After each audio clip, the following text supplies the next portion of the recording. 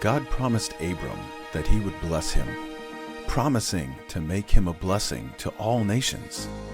Later, God promised Abram and Sarai that they would have as many children as there were specks of dust in the desert. But after many years, traveling through the land God had showed them, Abram and Sarai still had no children, and they were very old already. So Abram asked God if he was ever going to have children.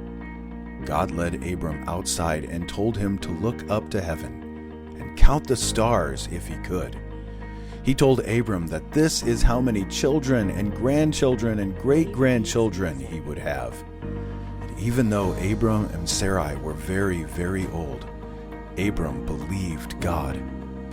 God reminded Abram of his promise to inherit the land he was living in. And Abram asked God how he would know that God would keep his promise. So God gave Abram a strange-sounding job. It sounds strange to us, but to Abram, it sounded very normal, the way that people in his time would make important deals. God told Abram to bring him some different animals and birds.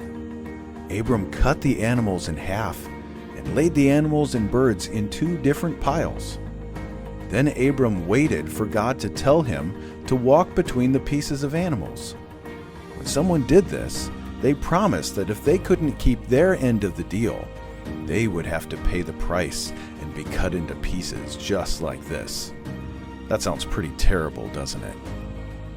Well, when the sun was setting and Abram fell asleep, a deep, scary darkness came over Abram. Then God spoke to him again.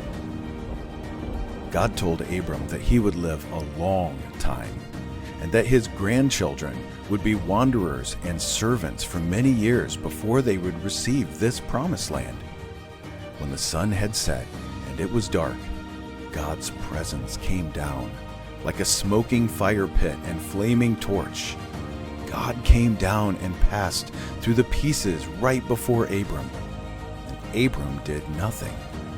God made the promise, and God offered to pay the price of death. That's exactly what God did for us many years later. When Jesus died on the cross, he paid the price for the sins of all his people. People who didn't keep their promises to love God, but still received God's love and grace because of Jesus. Just like Abram, we didn't have to do anything to receive God's promise, but believe in God that he always keeps his promises.